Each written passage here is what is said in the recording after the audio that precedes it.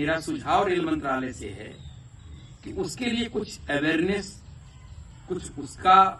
कुछ ऐसी प्रक्रिया अपनाएं जिसके तहत लोग उससे जुड़ें।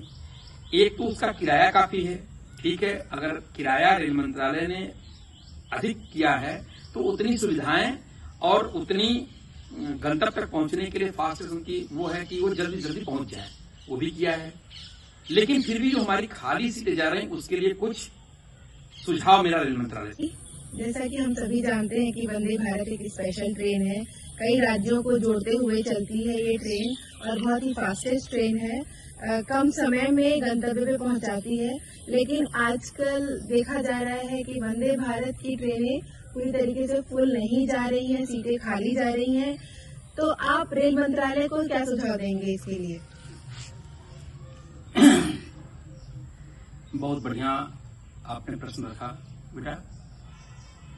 कल संयोग था कि 26,506 या 26,505 ट्रेन में मैंने यात्रा किया तो मैंने देखा कि वंदे भारत की 85% सीटें जो इस पीक महीने में, जून महीने में जो कि पीक महीना होता है, उसमें खाली जा रही थी। 85% सीटें खाली होने का मतलब कि रेल मंत्रालय को शुद्ध रूप से घाटा ही घाटा जा रहा होगा। बाकी बनारस से चलने वाली जो दिल्ली की वंदे भारत ट्रेनें हैं वो भरी हुई जा रही हैं। तो जिन रूटों पे ऐसी कंडीशन हो रही है, मेरा सुझाव रेल मंत्रालय से है कि उसके लिए कुछ अवेयरनेस, कुछ ऐसी प्रक्रिया अपनाएं जिसके तहत लोग उससे जुड़ें। एक तो उसका किराया काफी है, ठीक है, अगर किराया रेल मंत्रालय ने अधिक किया है तो उतनी सुविधाएं और उतनी गंतव्य तक पहुंचने के लिए फास्ट उनकी वो है कि वो जल्दी जल्दी पहुंच जाए, वो भी किया है। लेकिन फिर भी जो हमारी खाली सीटें जा रही हैं उसके लिए कुछ सुझाव मेरा रेल मंत्रालय से है।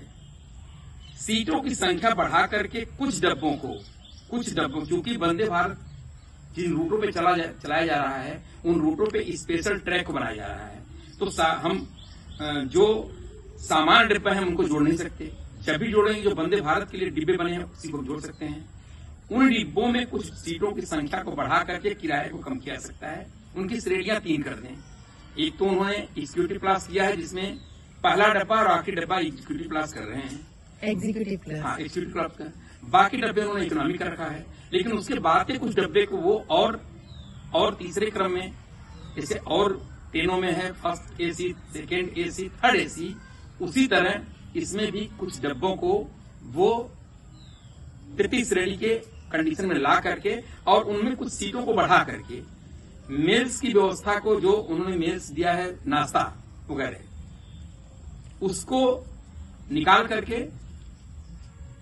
कुछ डिब्बों को इसमें अलग से व्यवस्था बनाए जिससे कि उनकी आय बढ़ सके। जैसे मैं चित्रकूट तक गया था, अमूमन चित्रकूट तक का भाड़ा जो है 900 रुपए और रिटर्निंग में 1000 रुपए आ रहा है उनका, तो कम से कम, और तो उसको जो तृतीय श्रेणी के डिब्बे उनके एसी के हो रहे हैं उनका कुछ कम हो जाएगा और उसमें नाश्ते की व्यवस्था को खत्म कर दें तो हो सकता है कि वो किराया 600-700 रुपए के आसपास हो जाएगा, उससे भी नीचे आ जाएगा तो लोग उसको।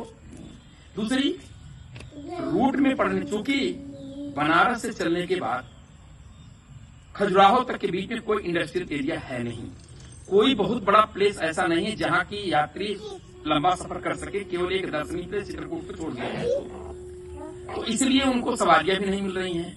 तो कुछ जो इंस्टीट्यूशन हैं, जो छात्र हैं, उनको जागरूक करने के लिए कि अगर वो ग्रुप में आते हैं तो उनको ये फैसिलिटी वंदे भारत में दिया जाए। उनको कुछ ग्रुप में आते हैं, 10-20 के ग्रुप में आते हैं तो उनको कुछ हम डिस्काउंट करें, कुछ उनके लिए हम अलग से व्यवस्था करें, ये व्यवस्था बनाई जाए। बाकी मेरा प्रयास है कि मैं कुछ इस पे रिसर्च करके, कुछ इस पे शोध करके मैं खुद ही अपनी तैयारी करूं और रेल मंत्रालय में भेजने की व्यवस्था करूं, क्योंकि कल मुझे बड़ी तकलीफ हुई जब जाते समय भी मुझे 85% सीटें खाली मिली और आते समय भी वही स्थिति। जाते समय तो C4 या C5 में मुझे तब ताज्जुब हुआ जब पूरी 78 सीटों के बोगी के अंदर एक ही सवारी केवल थी। जिस बोगी में C2 में बैठा था उसमें 6 या 7 लोग बैठे थे। तो इस चीज को भरने के लिए हम कोई ऐसा व्यवस्था बनाएं कि या तो उनकी सीटों की संख्या बढ़ा दें और जो नाश्ते की व्यवस्था है उनको हम काट दें, तो एक तो सीटों की संख्या बढ़ जाएगी तो मेरा कुछ हो जाएगा, उसमें मार्ग बढ़ जाएगा। दूसरा, अगर हम नाश्ते को बढ़ा दें 200-250 रुपए के आसपास, वो भी कम हो जाएगा। तो कम से कम जो हम खजुराहो का कितना किराया है मुझे आइडिया नहीं, लेकिन चित्रकूट तक का जो 900 रुपए है वो 600-550 तक आ सकता है। बड़े आराम से उसको जो है वो लोग कर लेंगे। जो हमारी सीटें खाली जा रही हैं, और आज से नहीं, शायद रेल मंत्रालय ने इस पर ध्यान नहीं दिया। वंदे भारत लगभग खजुराहो की जो वंदे भारत बनारस से चल रही है वो हमारा जहां तक अंदाजा है कि 5-6 साल पहले से ही शुरू हो गई है, फिर भी रेल मंत्रालय इस पर ध्यान नहीं दिया। मुझे बड़ा ताज्जुब लगता है। रेल मंत्रालय पुनः इस पर ध्यान करे और ध्यान करने के बाद इस पर नहीं करे।